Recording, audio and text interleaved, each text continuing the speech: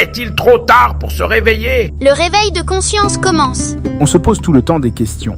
Si la RDC est-elle maudite? Nous le savons bien, l'Afrique n'est pas condamnée. Nos pays ne manquent pas d'argent. Ils font face à une crise profonde, crise des mentalités, crise des valeurs, crise du leadership, crise de l'intégrité. Et pourtant, nous avons des terres, des richesses, des talents, une jeunesse immense. Nous avons un potentiel extraordinaire. Le problème n'est pas ce que nous n'avons pas. Le vrai problème, c'est ce que nous tolérons. On ne bâtit pas une grande nation avec des antivaleurs. Aucun pays ne devient fort avec la corruption, le népotisme, la paresse, le mensonge, le désordre, l'incivisme, le non-respect du temps, le mépris du bien commun. Nous admirons les nations développées. Mais sommes-nous prêts à adopter ce qui les a construites?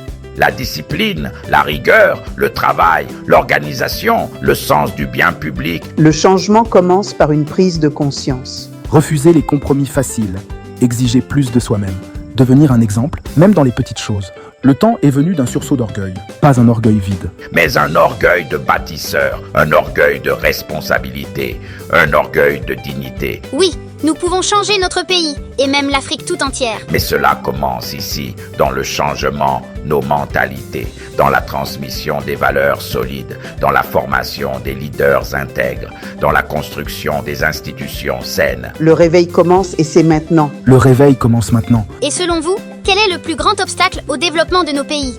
Laissez votre avis en commentaire et engageons une vraie réflexion ensemble.